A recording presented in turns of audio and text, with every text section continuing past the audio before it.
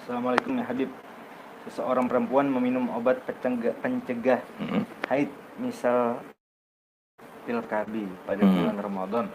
Syukran ilmunya. Tidak ada ya pil-pil semacam itu. Tapi hukumnya itu sudah pasti ada. Kita itu menentukan suatu hukum itu ya. Ada nas Al-Quran, ada nas hadis, ada qiyas ya, dan ada dengan cara ijtihad tentunya gitu ya, ijtihad para ulama gitu. Nah, ini dikiaskan dengan apa yang ada atau diistimbat daripada hadis-hadis yang sudah ada.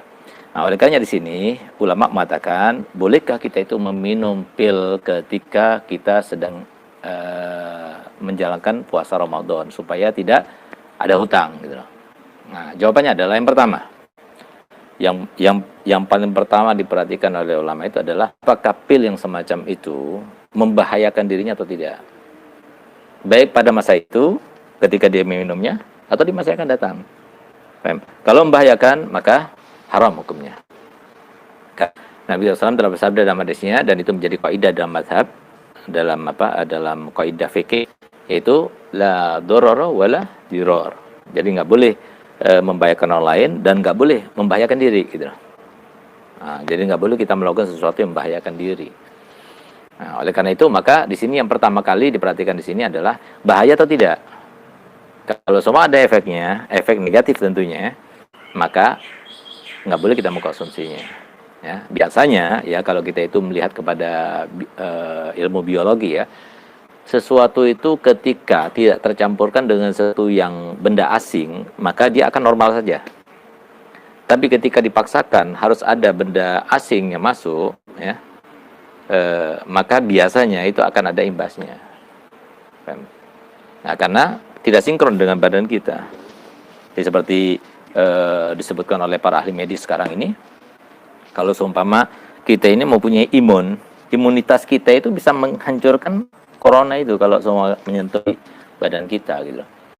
Nah, justru obatnya itu di dalam badan kita sendiri gitu. Nah, itulah sistem yang Allah ciptakan di dalam diri kita itu luar biasa gitu ya. Nah, dan mungkin di antara sistem-sistem itu sesuai dengan apa yang disampaikan Nabi SAW, bahwasanya tidak ada penyakit kecuali pasti ada obatnya. Nah, dari situ akan terkuak nanti sedikit demi sedikit dengan berlalunya waktu ya. Satu demi satu penyakit itu pasti akan diketahui obatnya gitu. Nah, mungkin yang terkait dengan badan itu sendiri, karena Allah Ta'ala sudah menyiapkan itu semuanya gitu ya. Nah, oleh karena itu, maka di sini kalau semua dimasukkan bahan kimia ya, itu kan yang kita minum kan kimia. Nah, itu kalau kita paksakan begitu, nah, itu berarti kan melawan kepada arus.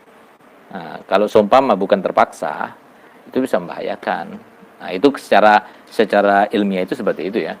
Nah, tapi Allah alam, dokter lebih tahu. Nah, kecuali kalau soal darurat seperti haji, umroh, itu kan perjalanannya itu membutuhkan waktu yang lama, membutuhkan biaya yang mahal dan sebagainya. Itu mungkin silahkan. Tapi kalau Ramadan ya, waktu mereka itu berpuasa, kita itu cuma utang mungkin 7 hari, atau yang headnya 10 hari ya 10 hari, maksimal 15 hari. Nah, itu kan bisa kita cicil godoknya itu, dan itu termasuk godok yang boleh kita akhirkan, nggak harus kita berburu-buru untuk menggodoknya, karena termasuk kita tinggalkan dengan uzur gitu ya. Nah, oleh karena itu walaupun tidak ada bahayanya ya, itu yang pertama. Yang kedua, lihat dulu niatnya itu apa. Kalau niatnya untuk kejelekan, untuk keburukan, apalagi ada unsur dosanya, maka hukumnya haram mengkonsumsi obat pil penunda haid. Misalnya apa? Seperti bagi wanita-wanita penjual diri ya, PSK itu, nah itu haram jadi itu meminum obat itu. Karena apa? Tujuannya itu adalah tidak baik, tujuannya itu adalah dosa. Nah, tapi kalau tujuannya untuk ibadah, ya mungkin tidak apa-apa, cuma lebih baik kita ikut normalnya saja gitu, nggak usah dipaksakan ya. Nah, karena Allah Ta'ala sudah menetapkan di dalam nas Al-Quran, la yukallifullahu nafsan illa usaha. Jadi Allah Ta'ala tidak memaksakan diri. Jadi nggak usah nanti kita puasa di hari-hari yang lainnya gitu ya. Nah, jadi seperti itu.